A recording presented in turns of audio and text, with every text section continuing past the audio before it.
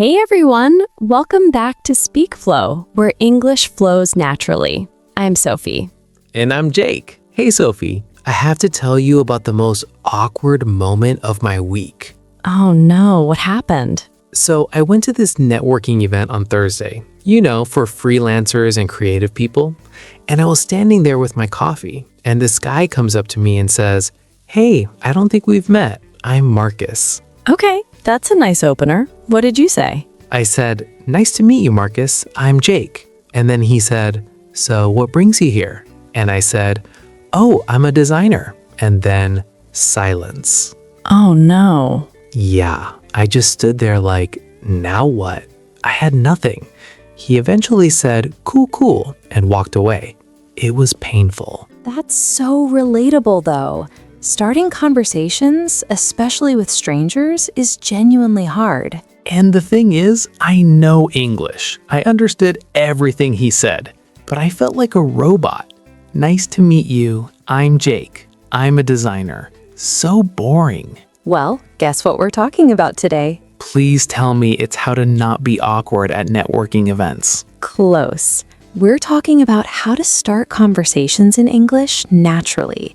The real phrases native speakers actually use, not just the textbook stuff. Oh, this is exactly what I need. Right? Because there's a big difference between what you learn in English class and what people actually say in real life. Like, I know nice to meet you and how are you, but that's basic. Everyone knows that. Exactly. So today we're going to cover natural conversation starters, how to keep conversations going, and how to sound less like a textbook and more like a real person. Let's do it. Okay, so let's start with the very beginning. How to actually start a conversation with someone you don't know. Because, hello, my name is Jake, feels very formal? It does. And it's fine in some situations, but there are much more natural ways to break the ice. Break the ice. I love that expression. Right? Icebreakers are things you say to start a conversation comfortably. So instead of just introducing yourself immediately, you can start with an observation or a question. Like what? Well, it depends on the situation. At your networking event, you could say something like, "Pretty good turnout tonight, huh?" Or, "Have you tried the coffee? I can't tell if it's good or just strong." Oh, that's so much more natural. You're commenting on something you're both experiencing. Exactly. It gives the other person something to respond to. Or you can ask an easy question, like, "Is this your first time at one of these?" Or, "Do you know many people here?" So instead of going straight to, "Hi, I'm Jake," you warm things up first. Right. The introduction comes after.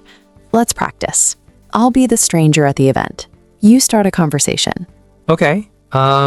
Hey, pretty good crowd tonight. Yeah, I wasn't expecting so many people. Do you come to these often? Actually, this is my first one. I'm a bit out of my comfort zone, honestly. I'm Jake, by the way. Nice to meet you. I'm Sophie. And don't worry, everyone's a little awkward at these things. See, that felt so much more natural than just, "Hello, my name is Jake." It did. And notice how the introduction happened organically after a few exchanges. What about responding to "nice to meet you"? Because I always just say "nice to meet you too," and it feels repetitive. Great question. So, "nice to meet you too" is perfectly fine, but there are other options. You can say "likewise," that's very common, Likewise, short and natural. or "you too," even shorter, or "same here." All of these mean the same thing, but sound more conversational. Let's practice those. Nice to meet you, Sophie. Likewise. Nice to meet you. You too. Nice to meet you. Same here. So good to finally connect. Oh, so good to finally connect. That's nice if you've heard of each other before. Exactly. Little additions like that make it feel personal. Okay, so we've started the conversation. Now what? Because that's where I froze after the introduction. Right. So after introductions, you need what I call conversation bridges, questions or comments that keep things moving. And here's the thing. I know questions like, what do you do? But when I say it, it sounds like an interview. That's because what do you do by itself can feel abrupt, but you can soften it. So what brings you here tonight is much warmer than what do you do? Oh, because you're asking about the situation, not interrogating them about their job. Exactly. And here's an insight. You probably already know all these phrases. What brings you here? How do you know the host? What do you do? The words are simple. So what's the problem? The problem is knowing when to use each one and how to make them sound natural, not rehearsed. That's not something textbooks teach. It's something you learn through real conversation practice. Which is hard to get if you don't have native speakers around all the time. Exactly. And that's why I created From Stuck to Fluent. It's 30 days of real conversation practice, not grammar drills, but actual social situations like meeting new people, small talk, networking, the stuff that makes you sound natural. And it has the phrases guide too, right? Yeah, 500 everyday phrases organized by situation, including tons of conversation starters and responses. QR codes on screen, or check the link in the pinned comment. But the bonuses won't be available forever. Nice. Okay, let's keep going with more conversation phrases. What about after what brings you here? So let's say someone tells you what they do.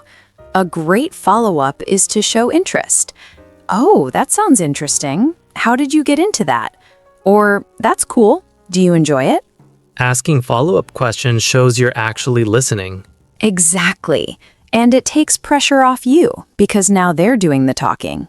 Smart. What are some other good follow-up phrases? How long have you been doing that? What's the best part about it? That must be challenging.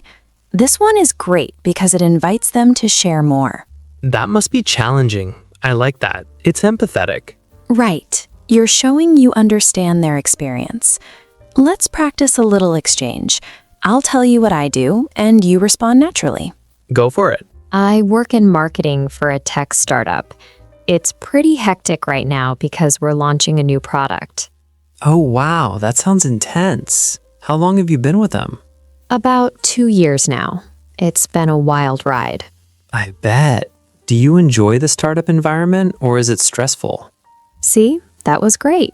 You asked follow-ups, you showed interest, and you gave me space to share more. And I didn't have to think too hard about it because I was just being curious. That's the secret. Genuine curiosity makes conversation flow naturally. What about finding common ground? Because that's where conversations really click, right? Absolutely. When you find something you have in common, the conversation stops feeling like work. So, how do you find common ground? Listen for hooks, things you can connect to. If someone mentions they love hiking and you also love hiking, jump on that. Oh, you hike? Me too. Where do you usually go? So, it's about listening for opportunities. Exactly. And if you don't find obvious common ground, you can create connection through shared experiences. I've always wanted to try that, or I've heard great things about that place. So, even if you haven't done the same thing, you can still connect. Right. Showing interest is connection. What about when you're the one being asked questions? How do you answer without being boring? Great question. So instead of just answering with one word, add a little extra. Don't just say, I'm a designer. Say, I'm a designer. I mostly do branding for small businesses. Oh, so you're giving them something to ask about. Exactly. You're creating hooks for them. Another example, instead of I'm from Chicago, you could say I'm from Chicago originally, but I've been here for about 5 years now. Now they can ask, oh, what brought you here? Or do you miss Chicago? Exactly. You're making it easy for them to continue the conversation. Let me try. Someone asks me, what do you do? Go ahead. I'm a freelance graphic designer. I mostly work with startups and small businesses on their visual identity. Actually, I just finished a really fun project for a coffee brand. Perfect. You gave 3 hooks: freelance, startups, and the coffee brand. I could ask about any of those. That feels much better than I'm a designer. Right? A little elaboration goes a long way. What about keeping the conversation going when there's a pause? Ah, the dreaded pause. So first, pauses are normal. Don't panic. Easier said than done. Ha, true. But here are some phrases to buy yourself time or shift topics.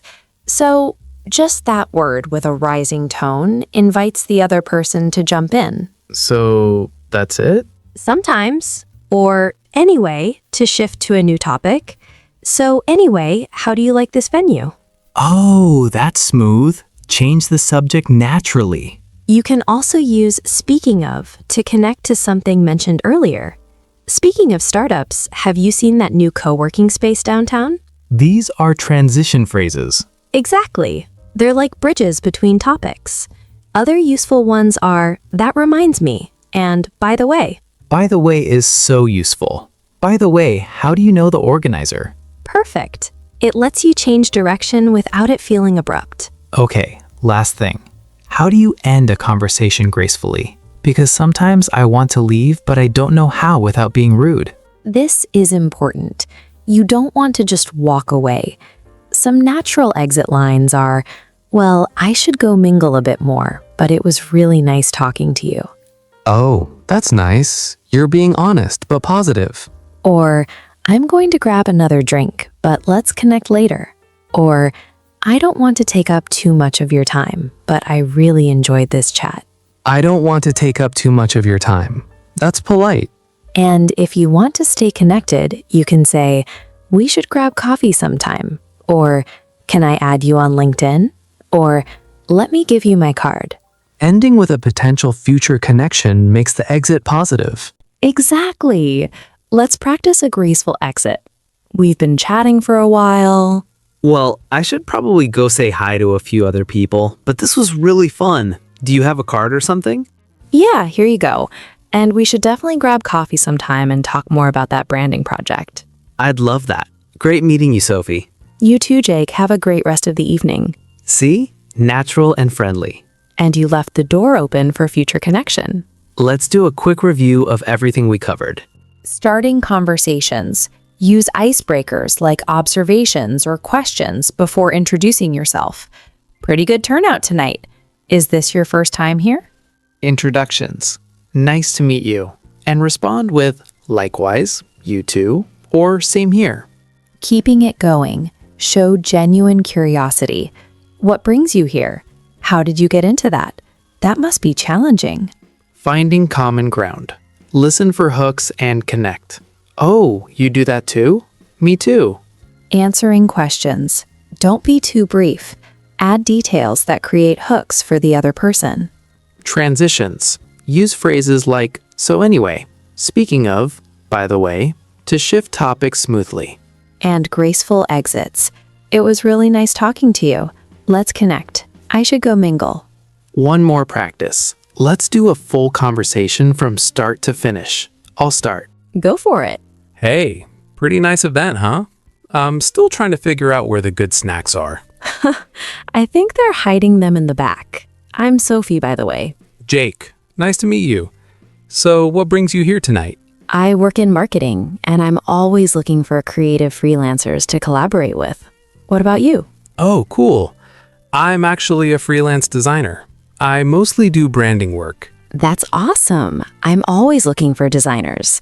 How long have you been freelancing? About 3 years now. It has its ups and downs, but I love the flexibility. Do you work with an agency or? A startup, actually. It's intense, but really exciting. That must be challenging. I've worked with a few startups. The pace is no joke. Totally. Hey, we should connect. I might have some projects coming up. I'd love that. Here, let me give you my email. Well, I should probably grab some of those hidden snacks, but it was really great meeting you. You too. Let's definitely stay in touch. See? That flowed. And you used so many phrases naturally. Icebreaker, follow-ups, finding connection, graceful exit. Practice really does help. All right, everyone. That's our episode on starting conversations naturally. If you're still here, thank you for hanging out with us. We really appreciate it. And if this helped you, please hit subscribe. It helps us reach more English learners. Give us a like too. It really makes a difference for the algorithm. And share this with anyone who struggles with small talk or networking. We've all been there. Okay, Sophie, challenge time. Yes! Here's your challenge. Next time you meet someone new, try using one phrase from this episode. It could be an icebreaker, a follow-up question, or even just likewise instead of nice to meet you too. Just one phrase. Small step, big progress. And tell us in the comments, what phrase are you going to try? Or if you have a networking horror story like Jake's, we'd love to hear it. Misery loves company. Share your awkward moments. We really do read every comment. All right, everyone. Thank you for being here. Keep practicing, keep talking, and remember, conversations get easier the more you have them. See you in the next episode. Bye, everyone. Bye-bye.